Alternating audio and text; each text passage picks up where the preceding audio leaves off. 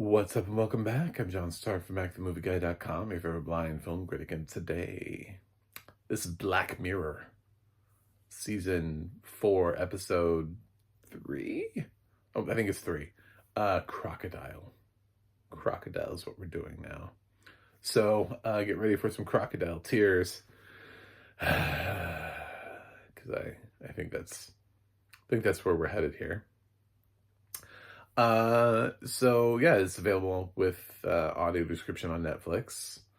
As so far every episode of Black Mirror has been. I've been recapping Black Mirror episode by episode because they're all like short movies, and some of them are more interesting. Some of them could be a series. Some of them need to be longer. I've only really not liked maybe like one or two of them. So, this one stars Andrea Riseborough. So we have the story. We have an interesting story where people are sort of converging through events. So it starts off and there's this duo and they're partying. And it's a guy and a girl and they're driving down a lane and oh my God, they hit somebody. And the guy's drunk and high and he's the one who's behind the wheel. And he's like, I don't know, we can't call anybody. So they decide that they have to take the body and dump it into a lake. They put it in like a sleeping bag and drag it into a lake, and for it to never be found again. And the guy's bike too, like the whole thing. They just dumped the whole thing. So then what's really important here is that the girl wants to call, but the guy's like, no, we can't. No. The girl's the one that originally has the conscience. So that girl, she grows up to become an adult. Well, she is sort of an adult, but she is more of an adult. She's married, she has a kid, and she has a life now. She's like an architect, and she's put this behind her. And when she's off doing her thing, she meets up with the guy who is finally sober after all these years. He's like, I've been sober for like 9 months. And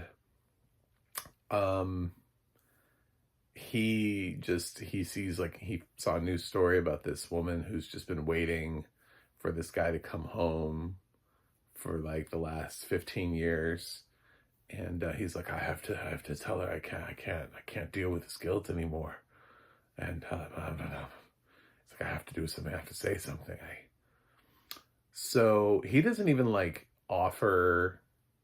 The weird thing that I thought, I mean, I know that they're like chipped and everything, but he could just offer himself up as like a sacrificial lamb and say nobody else was in the car with me and see how that goes. But he doesn't even suggest that that's the route he wants to go.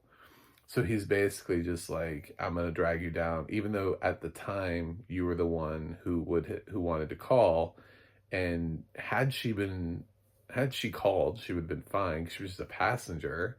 And so she did the right thing and called. And like, we hit somebody, yeah, sure. He gets like a charge for vehicular manslaughter, but they don't give that to passengers.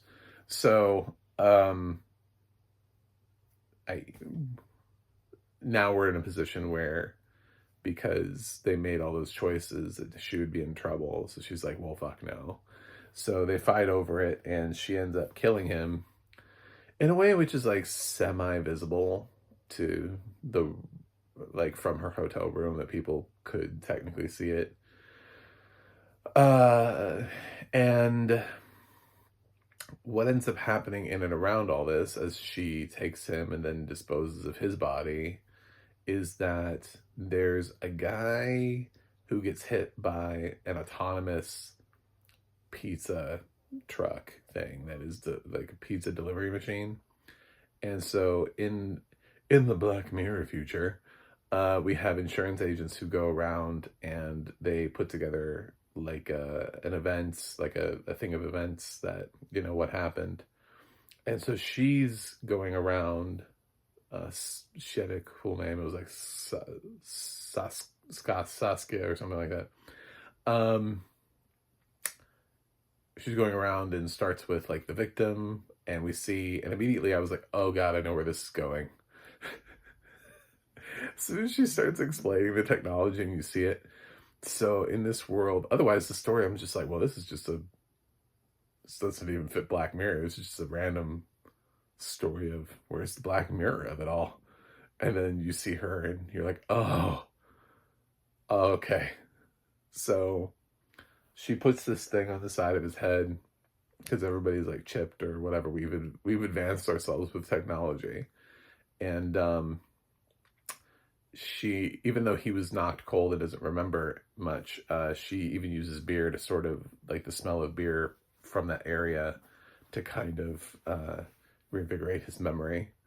And there's a device that she has that reads the memories and can see what what happened. So she gets the memory recall from that, and she starts piecing it together. So he doesn't remember everything. He only remembers like fragments. So she has to go to the next person, who's this lady that he saw that he thought was attractive, that kind of distracted him a little bit, that was wearing this like yellow dress. So then she goes to her. And then after that, she goes to this dentist. And then the dentist was taking a photograph of somebody across the way in a hotel room.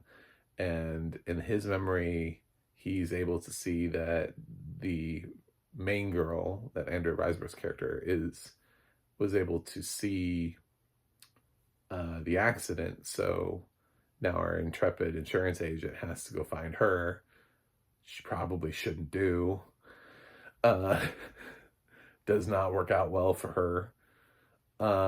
And there's a sort of an important scene where, she's talking, she has a husband too, the insurance, I think it's like Saskia or something like that. It's a cool name. I was like, oh, that's fun.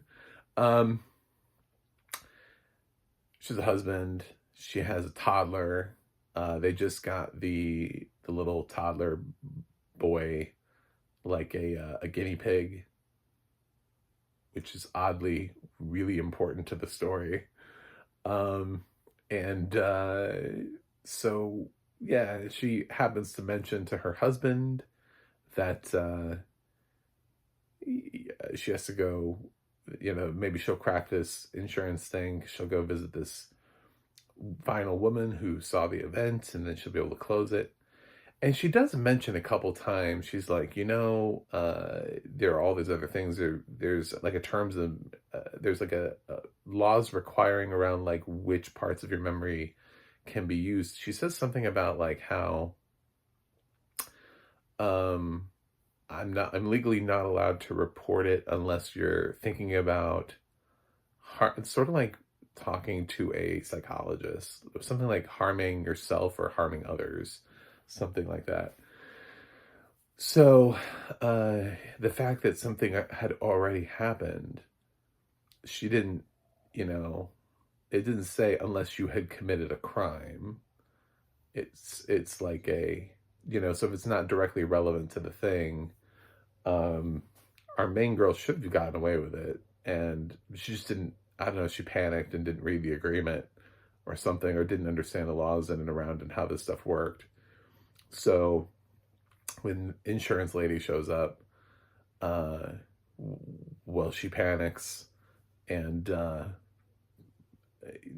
attacks her, knocks her out, takes her into the back shed, kills her.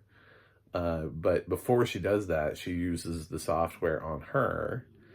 They use the software so she realizes the insurance lady can see the fact that she killed the guy. So the insurance adjuster's trying to keep her cool, her calm, and get the fuck up out of there. Doesn't work. First of all, her car doesn't start, which sucks to be her. Like, man, she would have made it if her car just fucking started. This is like an anti-electric car thing. This is like, bet you wish you had a real car right now. So yeah, takes her out back and kills her. But before she does that, she puts the little memory device on the insurance agent and then sees that the insurance agent told her husband, and then she uses the agent's car to figure out where she lived, and she drives all the way to this lady's house to kill her husband. So she waits and follows him upstairs till he's in the bedroom, till he's in the bath, and then kills him while he's in the bath. And then she didn't know about the baby. So suddenly she hears this toddler crying in the other room. And, well, the toddler could remember too. So believe it or not, she fucking kills the baby. It doesn't show you on camera. They talk about it later. And they're like, who kills a baby? They're like, who on earth would dare do that? And it's because the memory thing, right? She realizes that anything that has eyes could have seen her, but the one thing she didn't count on was the guinea pig. So she didn't kill the guinea pig. So they used the guinea pig as the witness. And the final shot is her at her son's recital. I don't know. And behind her, the cops are showing up. And the hair goose is cooked. So I thought it was a good episode. Thought it was a cool episode. I mean, it played out well. There were a couple things where it's like, I don't know. We're kind of making that happen for purposes of the show. Like, again, if there was no reason for him initially to act like, well, I don't know that they put that device on everybody. If he says, I was driving a car by myself, were you? So, yeah, I mean, he could have probably, or he could have just admitted to it and then killed himself and then saved her, since he seems to be traumatized by it over the last 15 years. So, whatever. That could have been a thing, but he didn't want to go there. I think he was also going to try to write something anonymously, and she pointed out how stupid that was. So,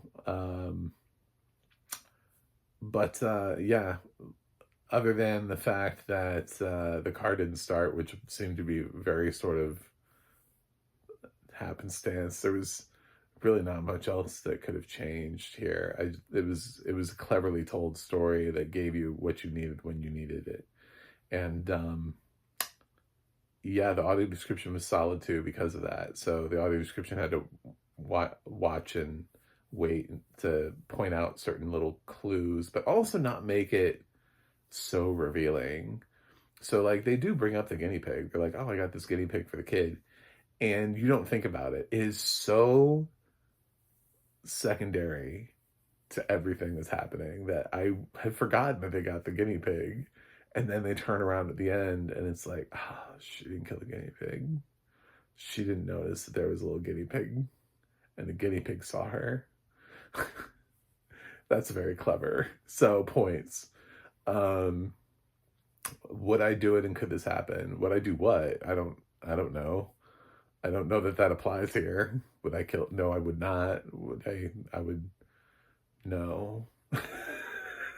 I don't even know how to apply that to this. Would I do what? With, first of all, I mean, the technology I mean, she says something about how they passed laws, so she's just trying to do it like the polite way first, but I mean, everybody knows that legally they're required to at some point. So if so that law is already in place. So if somebody comes up to you and they're like, can you, yeah, fine, whatever, and she does deal with embarrassing material because the dentist was doing something he probably should have been doing.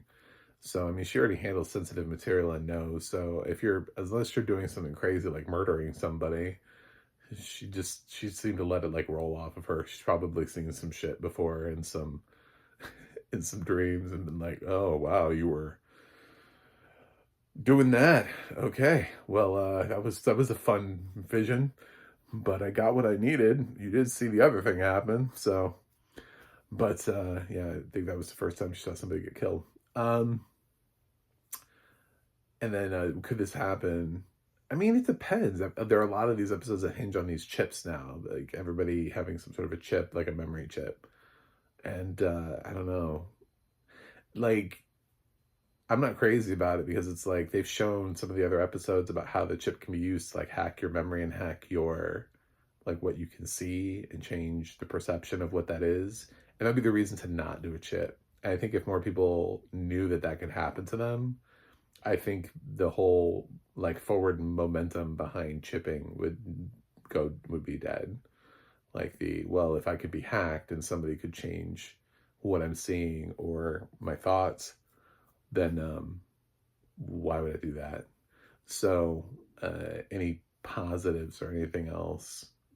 So I don't know, but the what I do it is also sort of pointless because you're sort of compelled to do it within the context of this episode. So yeah, and could this happen? I don't know, probably not, but to be totally honest, but it's a nice gag, and I thought the episode was well done. So made sense to use the Black Mirror logo on it. Anyway, I'm gonna give this episode an A-. I like this episode a lot. It's just, yeah, there are a couple little things I was like, I don't know about that. You're push. So, but otherwise, excellent episode. So, thanks for watching. Thanks for subscribing, and I'll see you guys on the other side.